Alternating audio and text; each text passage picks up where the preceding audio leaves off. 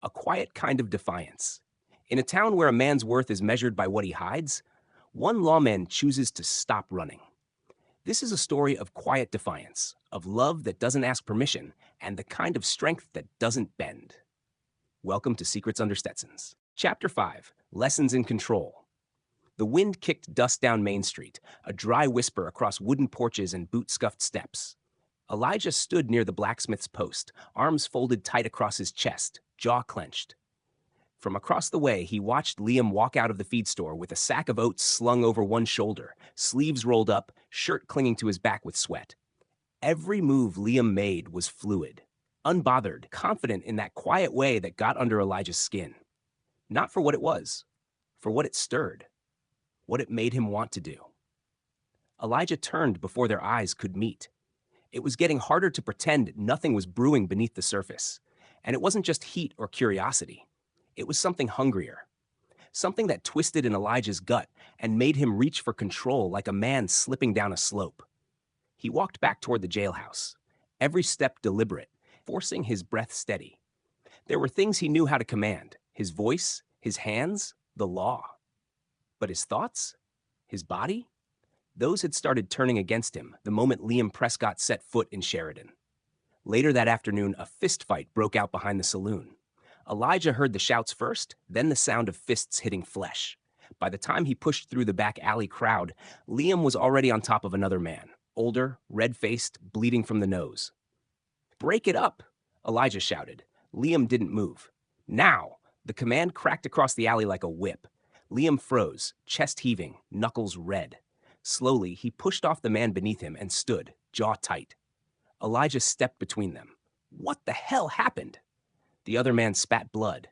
"Your little stray's got a mouth on him." "I said he was a liar. He didn't like it." "You call me a liar," Liam snapped, "and push me into the dirt. What the hell did you think was going to happen?" "You think you're special, boy?" the man snarled. Elijah's hand dropped to the butt of his Colt. "That's enough, both of you."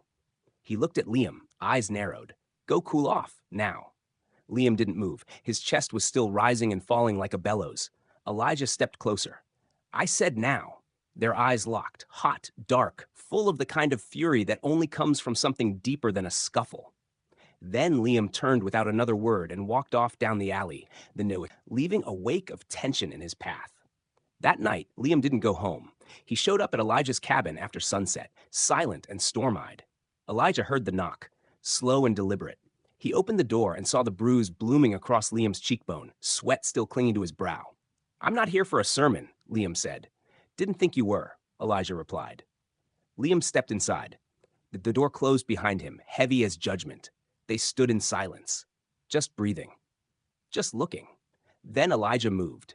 He crossed the room and grabbed Liam's shirt, bunching the fabric in one hand, pulling him close but not kissing him.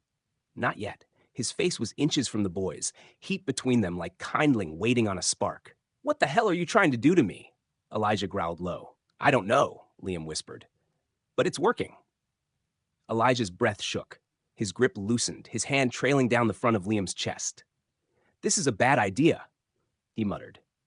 "Probably. You don't know what this means out here. I know exactly what it means." And then Elijah kissed him. It wasn't gentle. It wasn't sweet. It was years of silence breaking like a dam bursting open. Tongues, teeth, hands in hair, fingers gripping muscle like they'd never felt something alive before. Elijah pushed Liam against the wall, the thud of wood behind them as he pressed their bodies together, chest to chest. Liam kissed back with equal fire. No fear, no hesitation, only want. But Elijah slowed it, pulled back, looked at him. "Tell me to stop," he said, voice ragged. Liam just shook his head. "Don't you dare." They moved toward the bed. They didn't rush. Elijah led, steady hands, the weight of a man who needed control, but gave it gently, like he knew how fragile this all was. Every button, every touch, every pause was a lesson, not just in pleasure, but in permission. He mapped Liam's skin with reverence and fire. Liam's soft gasp when Elijah first touched him, truly touched him, was burned into the sheriff's memory forever. Like scripture. The night passed in sweat and sighs and whispered names. Elijah didn't speak when it was over, didn't move. Liam laid beside him, arm draped across his chest, heart beating fast and quiet. And for the first time in his life, Elijah didn't feel shame, didn't feel panic or fear or disgust. He felt free. even if it wouldn't last, even if the morning brought the masks again. Right now, there were no secrets, just skin and breath, and the warmth of a man who had seen past the badge, the brothel, the armor, and had wanted him anyway. Until next time, the dust hasn't settled yet. There's more to this story, more to uncover, more to fight for, and more waiting just beyond the next sunrise. Come back next week and walk a little further down this road with them.